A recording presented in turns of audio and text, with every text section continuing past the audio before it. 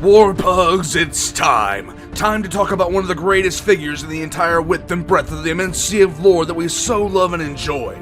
In a collection of works that details deeds of the mighty, it's easy to remember certain names when they are the focal point of a series, or a remembrance of a singular importance. We are used to stories of the strong, the brave, the meek, and the desperate, in times that are dark without question, and thankfully beyond any dredging of our worst imaginations. We hear about the brave, the dutiful, the noble, and the loyal because the setting is filled with examples of just that. For in the grim darkness of the far future, there is only war, and the galaxy blazes with the lights of billions who have those traits in abundance. We are not here to talk about them today, however.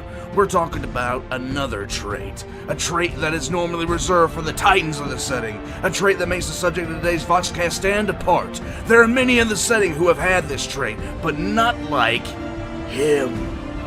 He is not a space marine, ceremonially armored and trained from childhood with close to 1,000 brothers to stand at his side. He is not a Primarch, near immortal and demigod-like in appearance and skill.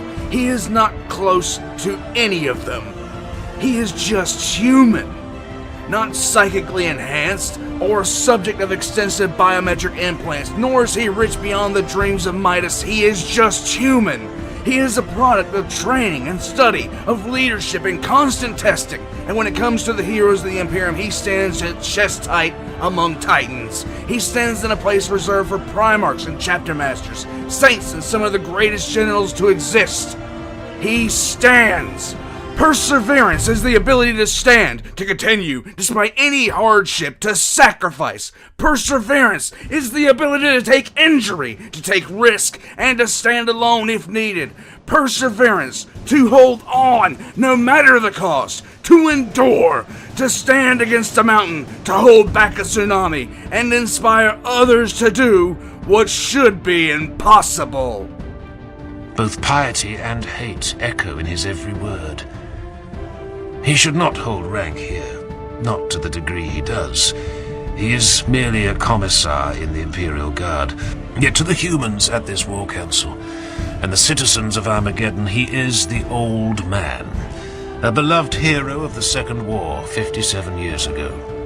Not just a hero, the hero.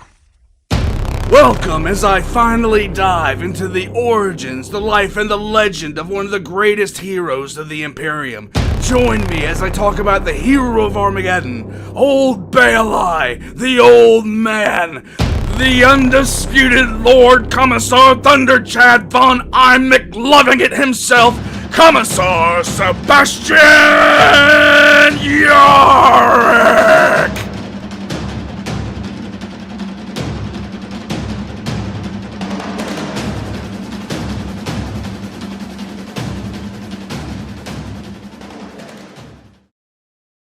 General Medicaid warning. The views expressed in the following Voxcast are listed as fanboy extremists. Consumption has been known to result in rapid screaming, violent outbursts, and mass devouring of bacon. In rare cases, some subjects have been known to start a YouTube channel dedicated to screaming about people and places in 40K, and waking up their long-suffering wife while roaring about how the Tau should be exterminated.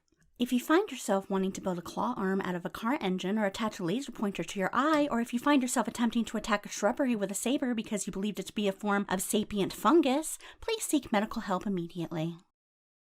The story of Sebastian Yarrick begins with a youth, as every story does. Sebastian Varden, or Bass as he was called at the time, was the child of parents of some measurable wealth. Born on Teos 3, Bass' life changed at the age of 7 when both of his parents were killed. Essentially, his mom and dad had pissed off the wrong sort of people, and that sort of people had decided they would be best removed from active census. His parents' estate was swallowed by the bureaucratic machine of the Imperium, and young Bass was sent to live with his sole surviving blood relative. His life at that point was a life of relative ease and luxury by Imperial standards, but young Bass was about to get the rudest awakening possible. Bass was put on a train and sent to a nearby hive city to be raised by his maternal grandfather in the small outlying town of Three Rivers. By the way, Three Rivers only has one river, unironically. The fact that his life was going to radically change was so obvious from the first encounter with his grandfather, it was stunning. Imagine, if you will, being shipped off at the age of 7 to someone who has the personality of a paper shredder and the patience of phosphorus. Scarred with a bionic replacement for a leg, he found his grandfather held nothing but contempt for him.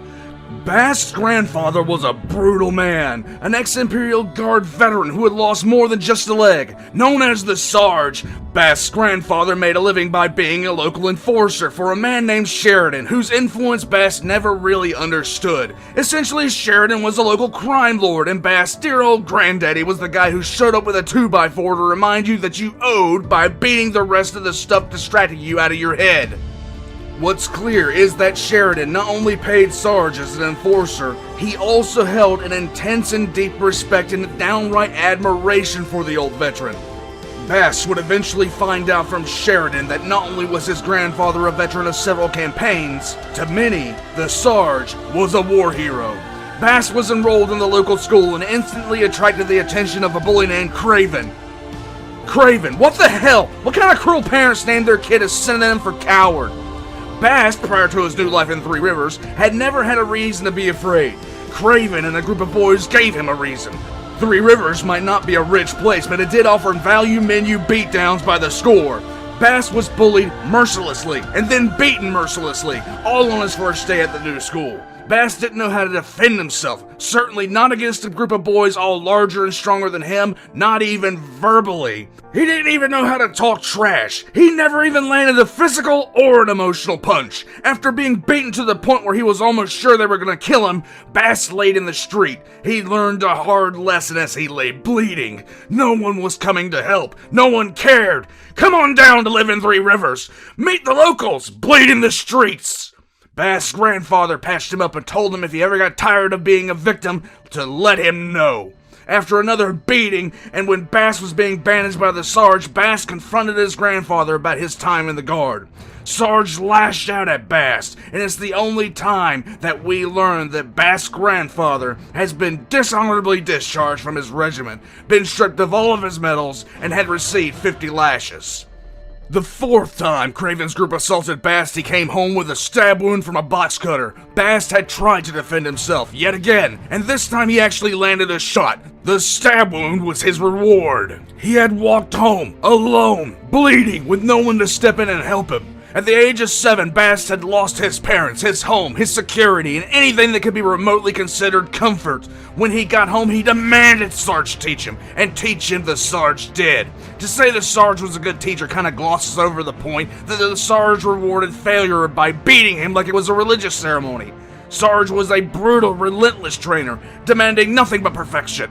Bast was physically trained in simple weapons and taught how to fight. Within only a few months, Craven and his lackeys steered clear from Bast, with the youth apparently not seen as so easy a target anymore. It might have started making them just a little bit concerned that at 7, Bast went from soft and pudgy to built like a Rottweiler with the attitude of one after direct injection of hydrochloric acid. More than Craven, more than anyone else, Bast began to hate his grandfather, which the Sarge not only told him would happen, but actively encouraged. Bast would go past the point of sheer exhaustion in his training, only to keep going out of sheer spite. Suddenly, out of the blue, after months of staying away from Bast, Craven and his group ambushed him. When they drew knives, Bast drew his own and told them to try it. This time, Bast wasn't only ready to hold his own, he completely dominated. One of the boys got slashed, another received a broken nose for his time, and as for the rest of Craven's group, they ran away. Bast stood square with the bully who had tormented him. Bast decided now to live up to his name. After realizing that he had well and truly fucked around and found out, he told Bast the truth. The first time Craven's group had attacked Bast, it earned Craven's family a visit from the Sarge. But it wasn't to hurt him, it was to pay him. Sarge had hired Craven and his friends after Bast's first beating, not only to psychologically abuse him, but to attack him only days after he was fully healed. The Yarrick family reunion must be a banging good time. Every time Bast had been assaulted by a mob of boys that had been paid for by his own grandfather, Craven's business savvy was finally rewarded with a kick to the balls and then one to the face. Bast confronted his grandfather, considered shanking him, but realized his grandfather had done something for him that he could never have done for himself. Bast was no longer afraid. Instead of attacking his grandfather or running away, Bast stayed and continued learning from him. Every day he trained, until one day, 2 years later, when Bast was 10, the sky was shattered by the contrails of an invader. The lovely world of Talus 3 was visited by numerous large and loud guests of the fungal persuasion. When the orcs invaded Talus 3, Sarge was recalled into the guard, and Bast himself was left in Three Rivers. Bast soon became the only survivor in Three Rivers. When the orcs occupied the ruins of the city they had destroyed, Bast survived by using Sarge's survival techniques. He set up drops, used the rooftops to move, and had multiple safe houses throughout the city. He killed several Gretchen during the occupation that got too close to him, or got caught into the several traps that he had set. No, this was not a one-man guerrilla campaign. This was simply a 10-year-old trying his best to survive. Bast's entire existence was arranged around this singular goal. He covered himself in orc feces to mask his scent, and I don't know how effective it is to cover yourself in orc feces, but I know it worked. He used darkness as his ally. He learned his occupiers' habits. His entire goal was simply to survive, but his situation was beginning to grow desperate. He was beginning to view Gretchen that he was shanking as a reliable food source once the local KFC was destroyed. After months of occupation, he was the only human alive in the city, surviving off any food he could scrounge. Bast's life had collapsed down to the sheer basics, but that was until an orc convoy came into Three Rivers. It was a convoy of speed freaks, transporting cages of slaves. A tattooed boy in a cage caught his eye, who had the same defiance that he felt as he looked at the orcs.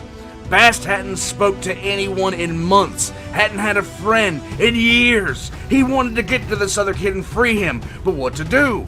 Well, the first opportunity presented itself rather quickly when orcs did orc things. You see, orcs are anarcho-capitalists, and whenever two large ones get in close proximity, their combined mass violates the non-aggression pact, so hands are gonna get thrown.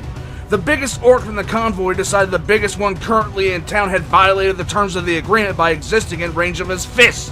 When the two largest orcs faced off, Bast made his first attempt to free the boy, but was stopped by the almost panicked reaction of the other prisoners. Bast elected to return later that night. He didn't exactly know why he was so urgent to release the prisoners, in particular the boy, but it came from a need to be around someone of his own age. He needed companionship, as the only voice he had heard that was human in the last few months had been the voice of his grandfather in his own head. Later that night, he tried again, this time successfully freeing the tattooed boy, who was a psyker named Yarrick. The other prisoners began to carefully make their way out of the shattered administratum building that had been their slave pit, having to climb out the building to reach the rooftops. Now, in any crisis situation, there is always a constant. We all know this person because we all know someone that's going to do it. Introduce Moron A, who is going to be doing exactly what's needed to make a bad situation catastrophic. As Yarrick made it to the top, Moron A began to panic and began screaming and shouting, waking up every sleeping orc in a 10-mile radius, who promptly started massacring the civilians as Yarrick and Bast tried to escape. Unluckily for everyone in the room, but luckily for the rest of humanity, Moron A was excommunicated from the gene pool via blunt force impact by a mushroom using the door as a sword. As Bast and Yarrick began to run from the building using the rooftops, an artillery barrage began on the ruins of Three Rivers, followed by an aerial attack and then another prolonged artillery barrage. The Imperial Guard was back, baby, and it came in blasting.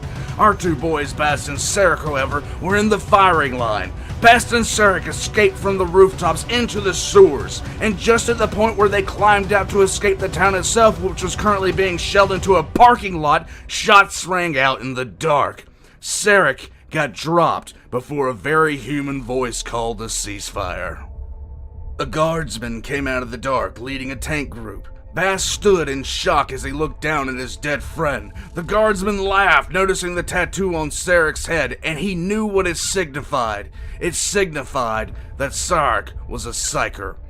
Bast decided since the guardsman thought needless death was funny, he'd tell a joke of his own and promptly shanked the guardsman. Yarrick was trying to kill him, and was only stopped by a rifle butt to the head. As he lay on the ground, another figure came out of the dark. Speaking in a voice that reminded Bast of his grandfather, he addressed the guardsman, and then he stepped into the light.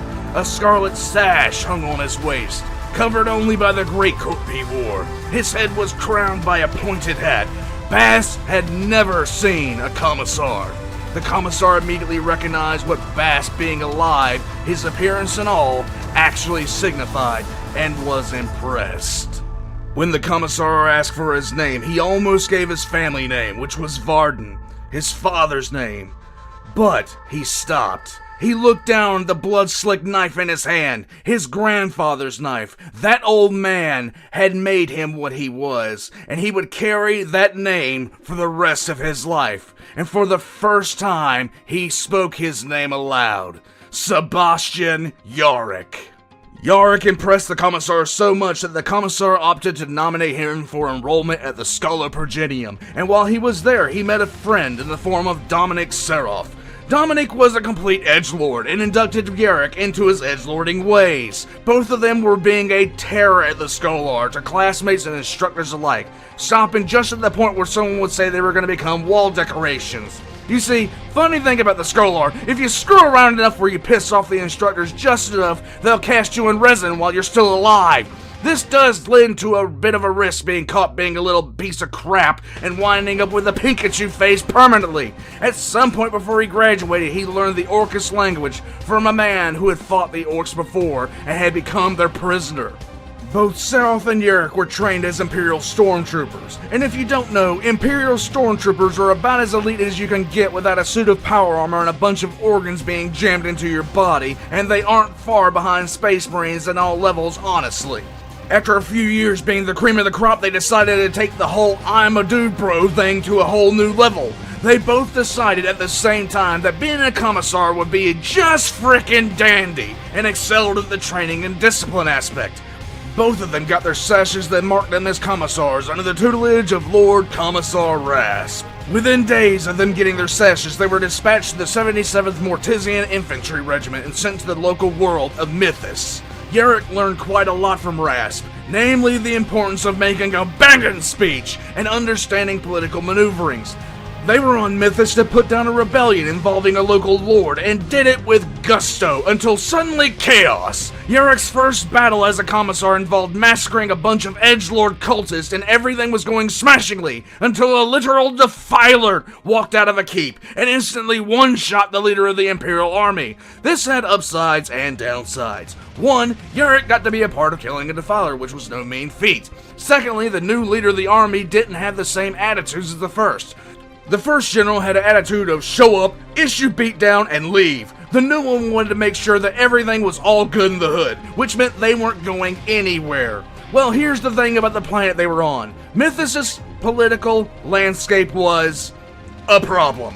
Some characters in fiction have a nemesis, others have a string of enemies that share a common theme. For some reason, Yarrick seems to have a particular problem with oversized creatures who have a lot of power and a complete disregard for the cost of their own ambition. Because before he met Hermann von Straub on Armageddon, before he came face to face with Gazgul, he met Cardinal Wagenheim of Mistra.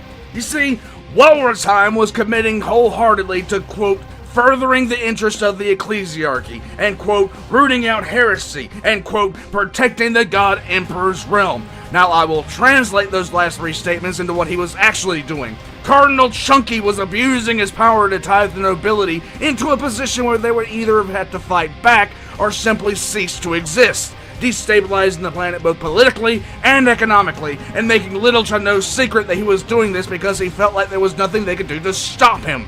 The fat-ass father of his holy church did everything in his sizable, both figurative and literal power to provoke a civil war, all the while using the events that were happening that he provoked, mind you, to force the hand of the Imperial Guard, an Inquisitor, and a contingent of the Adeptus Sororitas to take his side.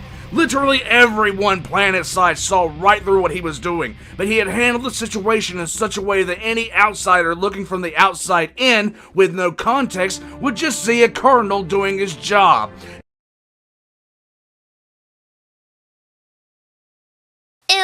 In the meantime, he unveiled the holy relic had been recovered and declared there was going to be a big flashy parade. He then, using the fact the rebellion that had just been crushed was led by a noble, promptly lowered the boom hammer on the nobility with downright insulting demands. He then followed this all up by claiming that not supporting these demands meant that surely, absolutely, they were on the side of the heretics and not the church. I'm not a betting man, but literally everyone who had 2 neurons firing knew what was gonna happen at that parade, and surprise, surprise, it went from 0 to 100 at hypersonic velocity, with multiple bombs leading the guard under Rask's command having to commit a literal massacre to stop the population from tearing itself apart in near panic. High Priest Lord Farmer had found out about a cult on this planet and had manipulated everything past that point to use them to gain more power for himself. Bad for him, the Cardinal of the Dairy Queen Diocese seemed to have forgotten that he was the highest ranking figure of the God Emperor's church on the planet. He didn't really recognize a problem, but, he figured it out real quick. You see, when you literally give free rein to a cult whose end goal is to destroy your church, and you're the head of the church, you're going to have to find out real quick that you have a massive target on the 30-pound melon you call a head. He seems to have forgotten that! Well, the cult didn't!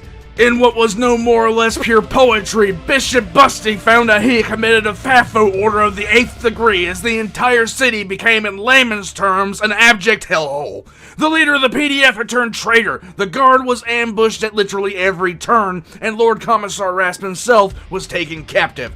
To firmly illustrate the point of how intensely Cardinal Cupcake had screwed up, the cultists were so ingrained with the nobility at that point that a large portion of the artillery that the local manufactorums had produced had been hidden away. After hearing one too many hymns, the cultists had pulled them out and decided to sing the Cardinal the song of their people.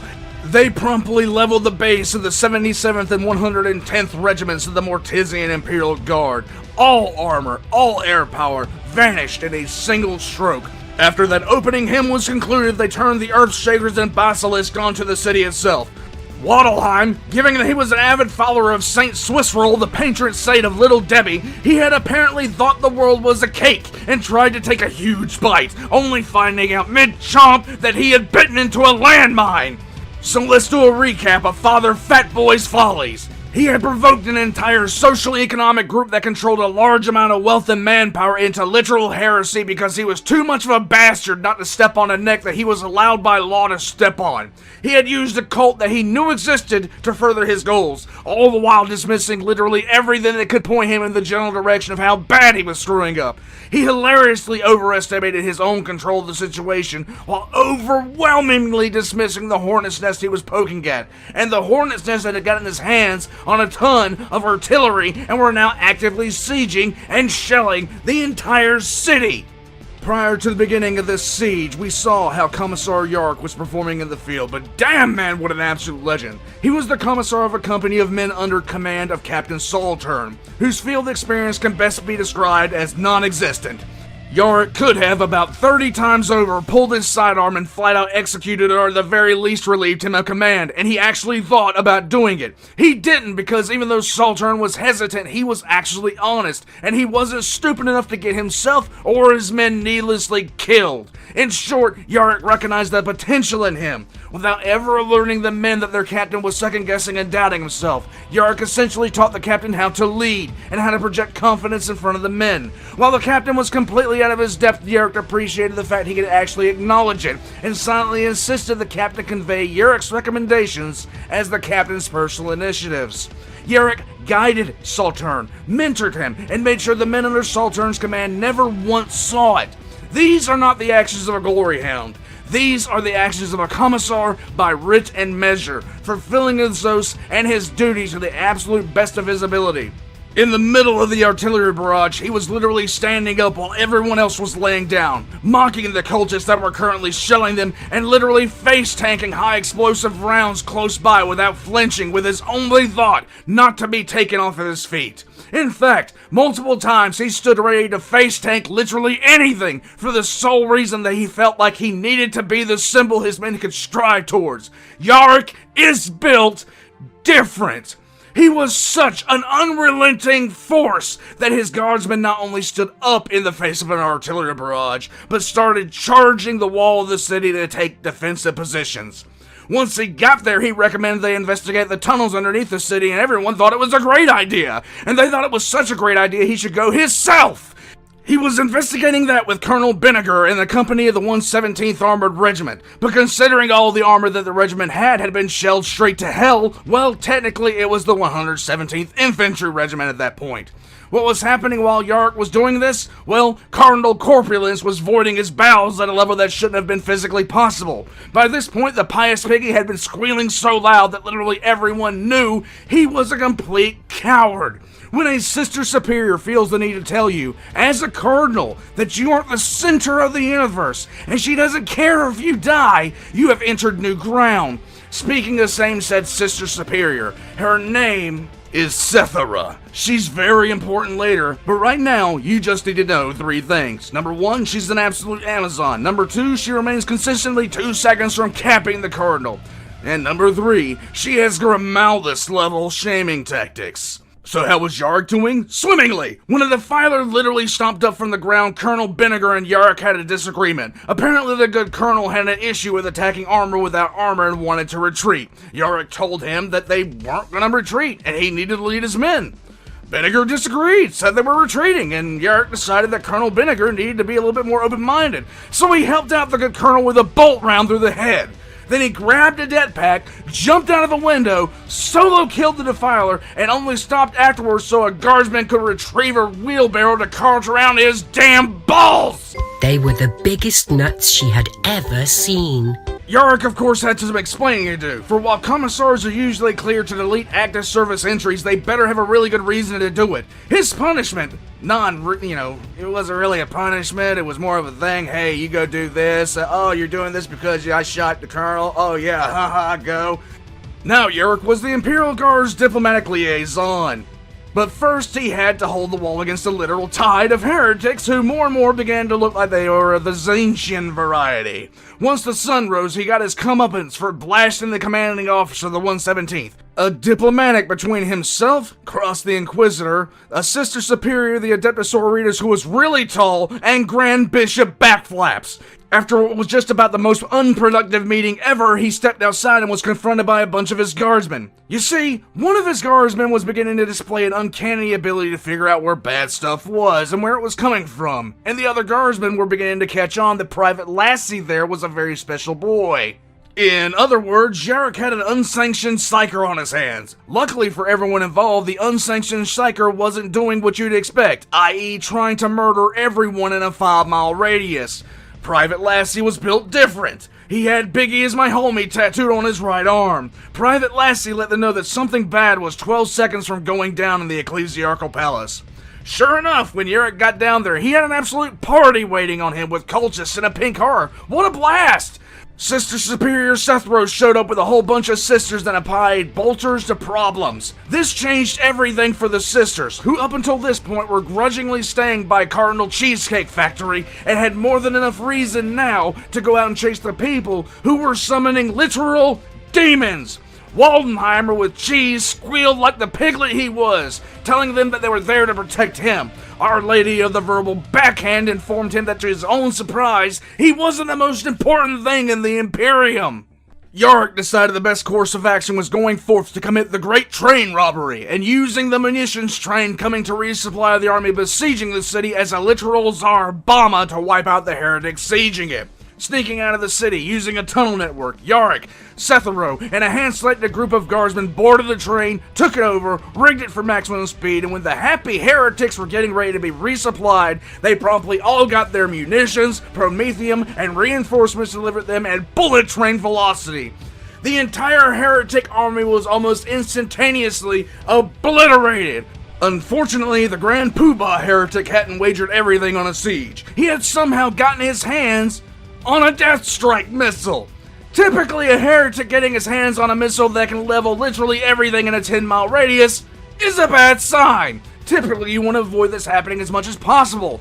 Well, when Cardinal Clogged Artery was putting together his master plan of pissing off the whole world, he hadn't considered even remotely monitoring anything. And considering he not only missed out on the fact that the cult had turned into a literal army and equipped itself as it did, he certainly wasn't making sure to check the manifest to make sure that something wasn't sneaking little boy and fat man's edgelord grandchild around.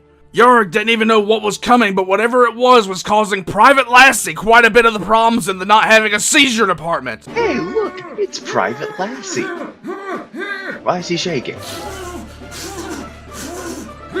What's that, Lassie? Tell us. There's a fire coming from the sky? Stop sweating so much. What's that? We need to get the hell out of here right now? The regiments of the guard decided it was a good time to get with the sisters and get out of town, and they did so with gusto, leaving Cardinal Chunky behind all by himself in the city, with a bunch of ecstatic to be alive civilians. Now I could lie and say that the Cardinal decided this would be a humbling experience, but we all know what happened next. Promptly claiming responsibility for literally everything, the Cardinal got up in front of the masses and started extolling all of his absent virtues. Until they noticed the trail of fire in the sky. Well, at least we don't have him around anymore. The blast wave threw even the Sister Superior Sethro off her feet in full power armor, and they were at a place where they were literal kilometers away from the furthest wall of the city. So, the destruction was, to be blunt, comprehensive. Plus side, the entire place smells like bacon! Yay! The remaining forces headed to face the final boss of the heretic army, with the entire force beginning to head toward the PDF commander's keep. The commander himself hadn't exactly been idle though, and it turns out he was really tanking as much of the hard stuff, and by hard stuff I mean human sacrifices, as he could get his hands on. So much so that he literally knew what the army coming for him was going to do. Tzeentch. He laid an ambush for them, promptly threw the entire thing into disarray, and sat back doing the evil Wario laugh up until one of his own sewer grates popped open, and Lassie led the way for Yarrick, as well as the sisters. The PDF commander, even though he was suddenly in possession of a brand new sword by way of impalement from Yarrick, wasn't quite done yet. As his soul was being evicted from his body, he welcomed the new renter. This renter just happened to be a herald of Tzeentch. Now, I'm not gonna bother telling you how bad of a situation it is when a fully fledged demon of Tzeentch just shows up, but if what Yarrick was going through before in this fight was comparable to being kicked in the testicles by a child, this new development was somewhere on the level of being kicked in the testicles by Chun-Li on bath salts.